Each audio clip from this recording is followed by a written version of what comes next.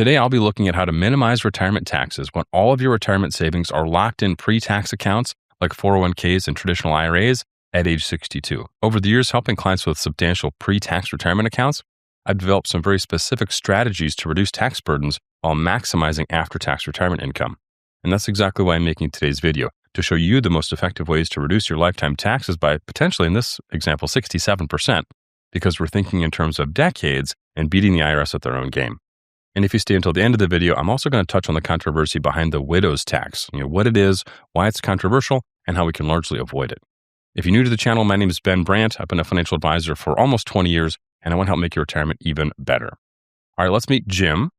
And of course, we closely guard real client information, so we like to use real planning data and real tax data, and Jim and Pam help keep our clients anonymous. Jim is 62 years old. He's married, and him and his wife, Pam, have done a fantastic job saving for retirement. Between his 401k and her traditional IRA, they've saved up $1.5 million, all in pre-tax accounts. Now, you remember Jim and Pam from The Office. You know them looking like this, but of course, it's been a few years, so Jim and Pam actually, I think, look a little bit more like this, if that helps better paint the picture. Jim and his wife, Pam, are in really good health. They're planning conservatively, and they want to make sure their money lasts through a long retirement. So we're going to say age 90 for Jim and 95 for Pam, just to be on the safe conservative side. Now let's look at Jim's baseline plan. That's the first piece we're going to look at in our tax software. No Roth conversions, no proactive tax planning, just withdrawing what they need when they need it and letting the chips fall where they may. Okay, so Jim and Pam are married filing jointly. They've got $1.5 million all in pre-tax. Their retirement income budget is $84,000 per year, inflation adjusted. Jim is planning on waiting to claim Social Security at 70, and he thinks he's going to get around $3,300 a month. Pam collects Social Security at 65 and is expecting around $2,000 per month. No pensions, no earned income at all. Again, Jim passes at 90 in this plan, Pam passes at 95, and then we're going to look at not doing any Roth conversions as part of our baseline. So the first thing we want to look at, again, is no Roth conversions, no proactive tax planning. You can see that our income here, base case ordinary income, is our light blue line here. And you can see this is our taxable income. So we have just a little bit of taxable income here underneath the 22% bracket. And then our income goes down once Jim starts collecting Social Security because, of course, Social Security is taxed a little bit differently than IRA distributions. But we've got a nice sloping line here to account for inflation. And then in kind of our mid-70s, that's really where we start to lose control over our income. And our income is based a little bit more on our IRA balances than it is based on the income that we would want. And that's, of course, due to required minimum distributions. So we live most of our retirement underneath the green line, which is 22%. And then as RMDs start to kick in, and they grow every year just because you get a year older, and they grow every time your account grows. So there's really two ways they can go up every year. And you can see that they actually get us up just about shy of the 24% tax bracket. Now you'll notice these lines have a slope to them, right? This purple line is a 37%, red is 35, orange is 32, yellow is 24, 22, 12, 10, and so on.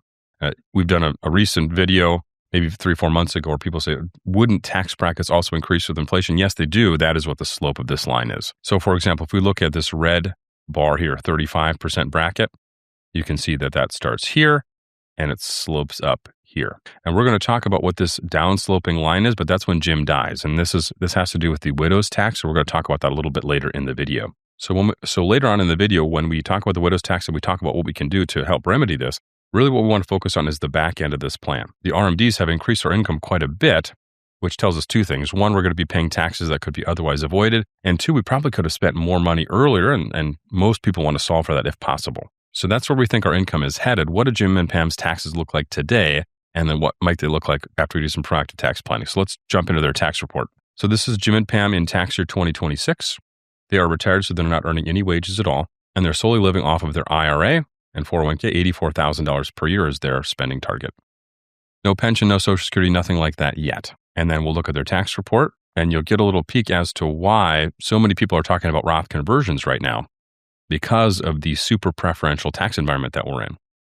So Jim and Pam are planning on living on $84,000 a year, all that's coming from their IRA right now. You can see the standard deduction here for a 62-year-old, $32,200 in 2026, which takes their taxable income from $84,000 down to $51,000. And their total federal income tax in this example is $5,720. So is that a good deal or not historically? Well, let's do some math here. if we take our $5,700 in taxes into our $84,000 in total income, we actually get a 6.8%. We're going to round that to 7. We get a 7% average or effective tax rate, meaning we're keeping 93 cents on the dollar on what's getting close to a six-figure income. Historically, that is a smoking hot deal when it comes to taxes.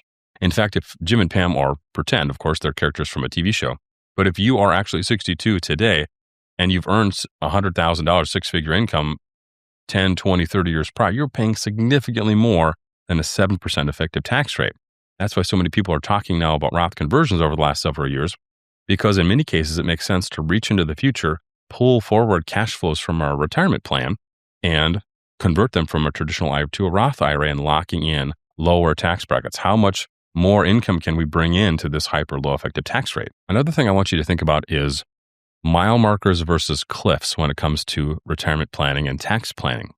Mile markers are really important on a road trip because they tell you your distance to the next objective. Maybe it's the state border if you're driving from North Dakota to Montana, or maybe it's just your exit, right? It's just telling you with respect to where you're going and how far you are away from something, right? Not super consequential. It's just telling us the distance to the next increment, right? That's the same thing with our marginal brackets. So when we think marginal brackets, think mile markers, right? So we fill up our 10% bracket. We've got $24,800 worth of income in that bracket, which is $2,480. Then we've got $27,000 in the 12% bracket, and we do the math there. So we're filling up the bracket. So no matter what income you have, even if you earned $1 million, well, your first amount of money is in 10%, then 12, then 22. So even though we're in the 12% bracket, we're paying 6% of every dollar, 6.8% of every dollar when we compare our total tax to our total income. Now, really, $84,000 isn't our taxable income because of that standard deduction. So we take that $51,800, and that's what gets spread out down here. Now, that's mile markers. What I want you to think about also then is cliffs. And what would some examples be of cliffs in retirement planning? Well, cliffs would be Affordable Care Act premiums and IRMA, right? That's our Medicare premiums. So we're nowhere close to a Medicare premium in 2026, which is going to be looking at your 2024 income.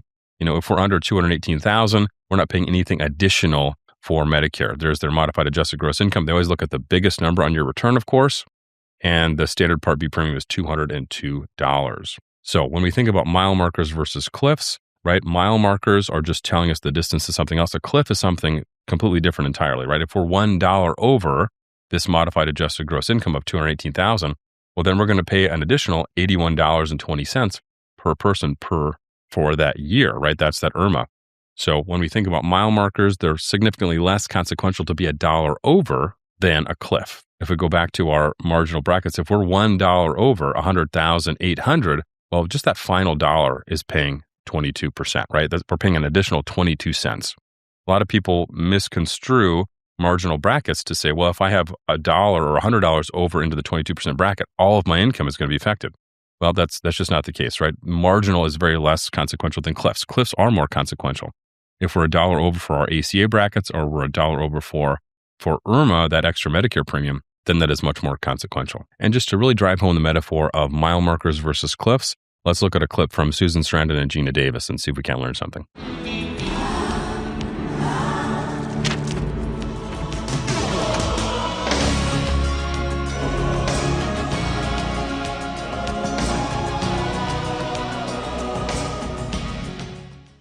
Maybe I should have given you a spoiler alert in that clip. The movie is from 1991, but hopefully that helps with the metaphor. By the time Jim and Pam are in their later 80s, their inflation-adjusted income need of $84,000 per year is a little under $200,000 per year.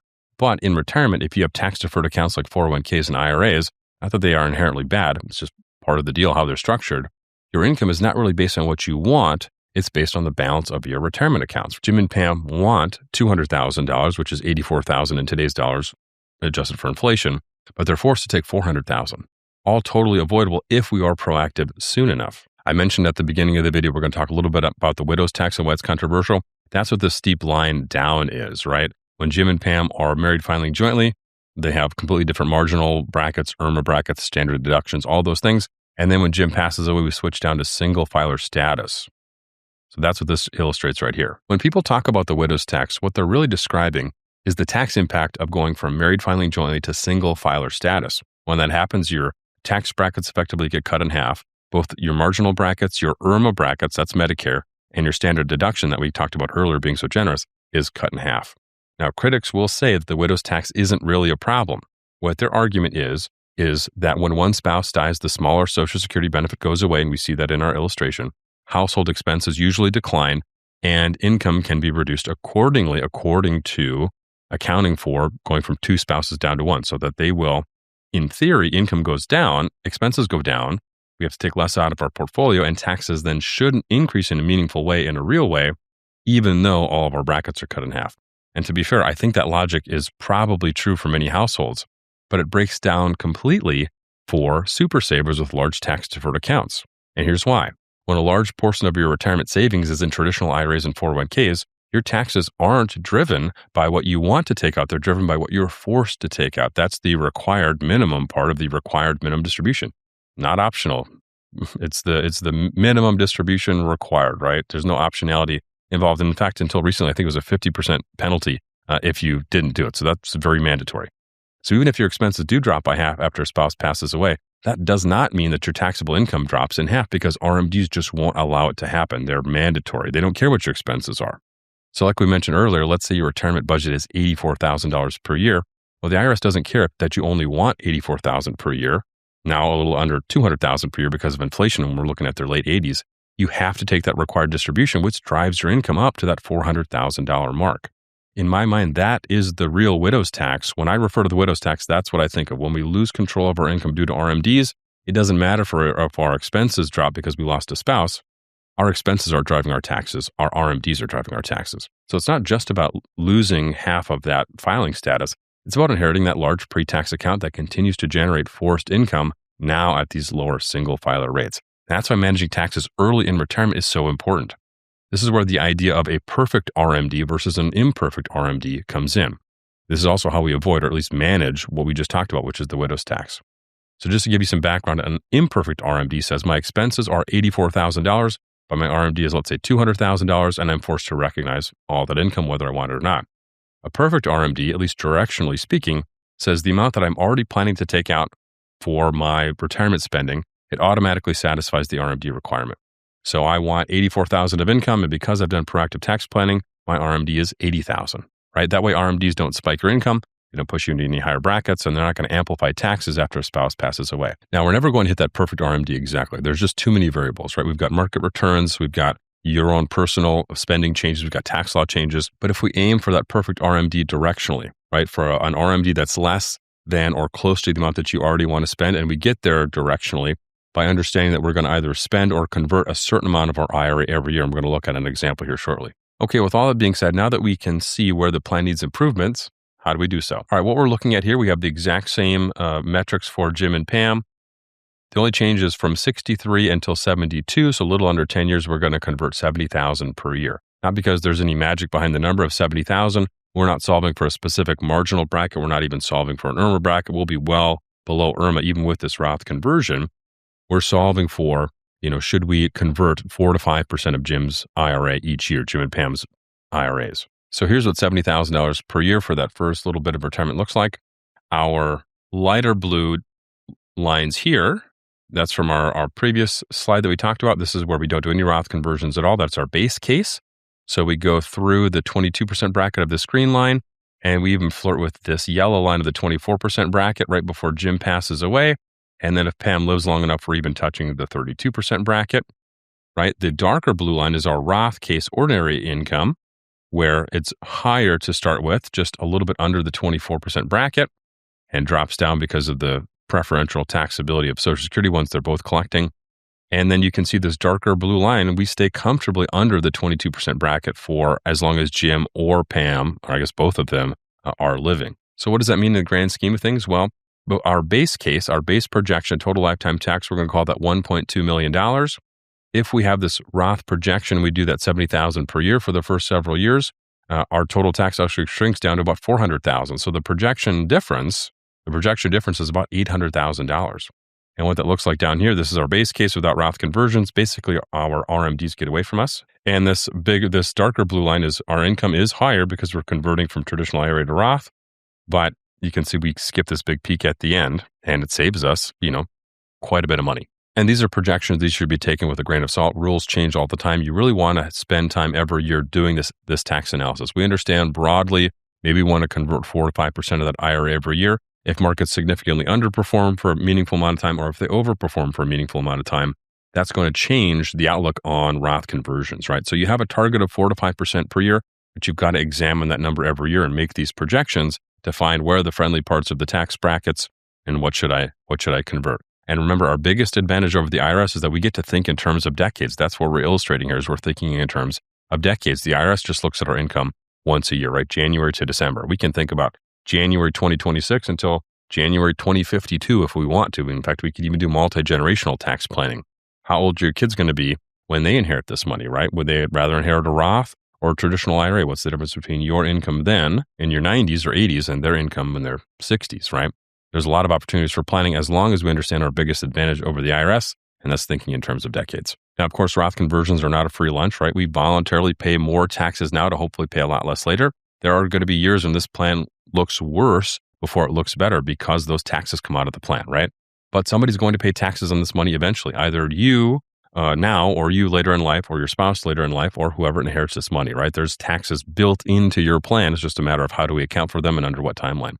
But when we add everything up, right, lower lifetime taxes, lower Medicare premiums, and higher after-tax flexibility, if we take small, consistent actions every year, we can create a six-figure difference over the course of your retirement.